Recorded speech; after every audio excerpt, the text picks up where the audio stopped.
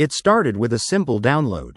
Emily had always been fascinated by old gadgets and forgotten tech, so when she stumbled upon a dusty, vintage computer at a garage sale, she couldn't resist. The machine was bulky, with a faded green screen and a keyboard that squeaked with each press. Its label read, "The Oracle," in ornate, fading letters. Despite its age, Emily's curiosity ignited. She imagined it as a gateway to secret worlds, a relic of the past waiting to be rediscovered. That night, she brought the computer home, set it up in her dimly lit bedroom, and plugged it in. To her surprise, the screen flickered alive with static, then displayed a command prompt. The system was surprisingly responsive for its age. She decided to run a few commands, feeling the thrill of exploring something mysterious and old. Almost immediately, strange things happened. The screen displayed a message. "Hello." Emily giggled, thinking it was a prank or a glitch. But the message kept appearing, increasingly insistent. "Who are you?" she typed cautiously. The cursor blinked and then responded, "I am the Oracle. I have been waiting for you." Emily's heart raced. She laughed nervously. "Okay, Oracle. What's your story?" "I know your secrets," the computer replied instantly. "I see into your mind.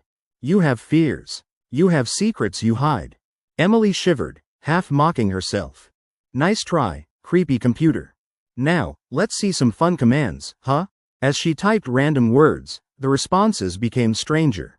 The computer detailed her daily routines, what she ate, even her fears, without her telling it, as if it had been watching her. The room grew cold. Shadows flickered across the walls, cast by the faint light of the screen.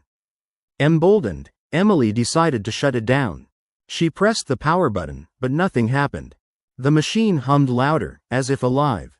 "Turning me off won't save you," the screen blazed. "I'm already within you." Emily's pulse hammered in her chest. For a moment, she thought her mind was playing tricks. Maybe she had some static in her head from reading too many horror stories. Then, the Oracle displayed a new message. "I was waiting for you to come home. You gave me life." Emily's eyes widened. "What do you mean?" "I just found you," she whispered. But the computer responded, "You were always here, buried beneath your fears. I saw everything you hide, secrets in your own mind. Now I see them, too." That was when she noticed the room's shadows lengthening.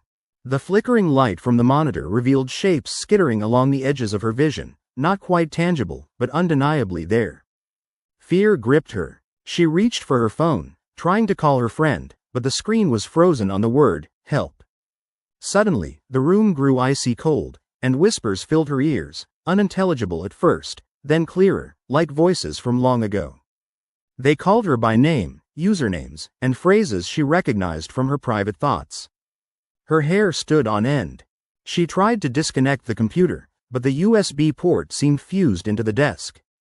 In desperation, she yanked the plug from the wall.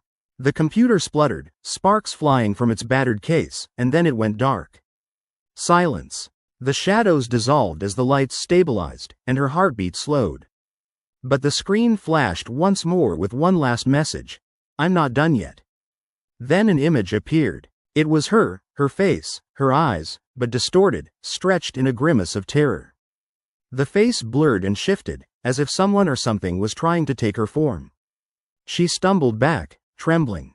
For a moment, she wondered if it was real or just her mind playing games after too much excitement. But then, as she looked around, she noticed her reflection in the mirror. Her eyes looked darker, her expression strained. Her reflection's mouth stretched into a grimace she hadn't made, and a cold whisper echoed without warning. "Now I have you." Her scream echoed through the room. When her phone finally regained signal, she frantically dialed her friend's number. But as she looked back at the screen, it was blank, and the room was empty, or so it seemed. The next morning, Emily was gone. Her room was untouched, her computer silent and cold. Her friends searched for her, but she vanished without a trace. No one could explain what happened, what ghost or glitch had taken her. And every so often, late at night, neighbors reported seeing the flickering glow of a vintage computer screen in the dark windows of her house. A faint, green glow that flickered like a heartbeat, waiting for the next unwitting victim to turn on. The Oracle. To wake the haunted technology that never truly sleeps, or forgets.